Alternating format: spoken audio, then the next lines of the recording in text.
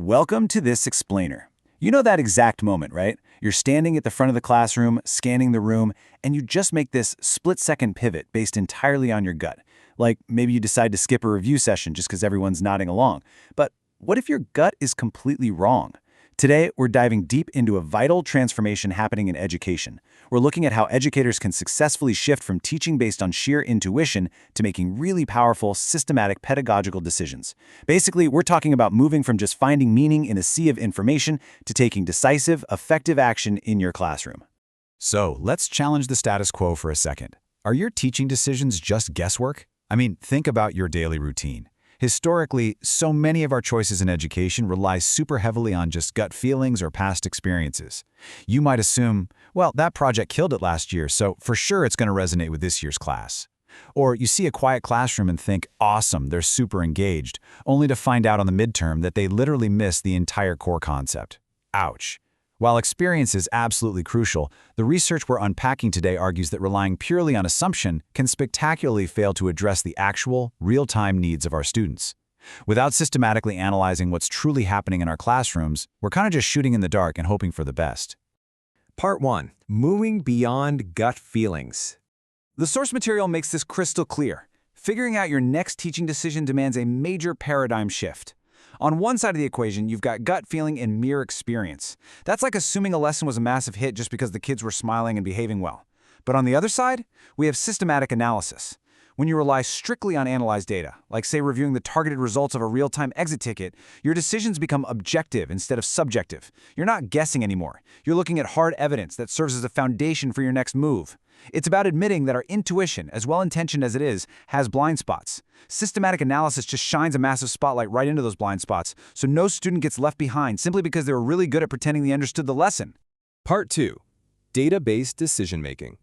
Okay, let's look at this brilliant framework laid out by researchers Mandanak and Gummer in 2017. They defined data-based decision-making and actually scratched the idea of hoarding massive spreadsheets or stressing over end-of-year standardized test scores. That's not it at all. They defined it as using various sources of data and information to explicitly support decisions aimed at improving learning quality. Data in this context is literally anything that gives you insight. Sure, it's quiz scores, but it's also attendance records, reading logs, and peer interaction rubrics. The whole goal here is to use that evidence to make sure your choices align perfectly with the specific conditions, needs, and characteristics of the students sitting right in front of you. It's taking raw, everyday classroom info and transforming it into a powerful tool that actively serves your educational goals on a random Tuesday morning. Part 3. The interpretation action cycle. So how does this actually work in practice? It builds into this really highly effective, continuous workflow with 3 clear steps. Step 1. Interpret information. Basically, give it meaning. Because data by itself, just numbers. Seeing that half your class scored a 60% on a math quiz is just raw data. Interpretation is digging into the test and realizing, oh, the 60% specifically means they're struggling with fractions, not the whole equation. Step 2. Formulate a decision based on that newly discovered meaning. Now that you know fractions are the real roadblock, you decide they need a hands-on visual reteach. And finally, step 3. Execute the pedagogical response. You actually bring out the visual aids and do the lesson. What's so beautiful about this continuous loop is the unbroken connection between interpretation and action. You assign precise meaning to the data, and that meaning directly dictates your exact strategy. Part 4. Customizing the pedagogical response. Drawing on a really influential 2019 model by Wise and Young, we arrive at this concept of the pedagogical response.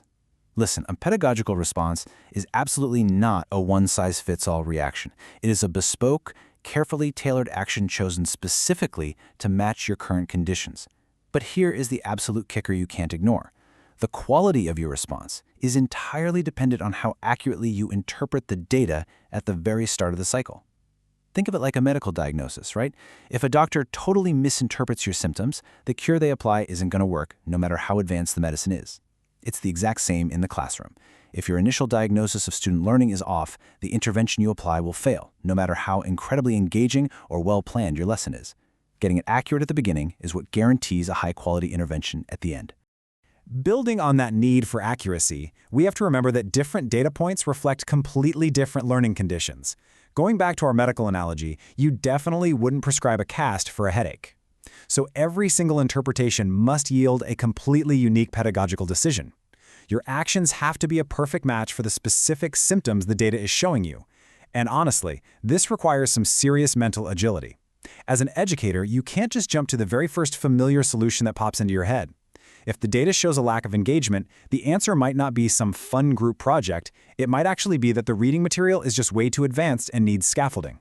You have to carefully weigh and understand all the possibilities before choosing your exact learning action. It's this highly deliberate, thoughtful process of matching the exact right tool to the exact right problem. Which brings us to our final, critical question for this explainer. What is your data telling you to do next? My ultimate goal here is to empower you to look at your classroom totally differently. Before you step in there tomorrow, just pause for a second. Ask yourself, am I just operating on comfortable intuition right now, or am I letting systematically analyzed meaning actually drive my next move? Moving from guesswork to data-driven action is a total game changer. It will absolutely elevate the quality of your students' learning. So the next time you think you know exactly what your students need, maybe check the data first. Are you brave enough to let the evidence prove your gut wrong?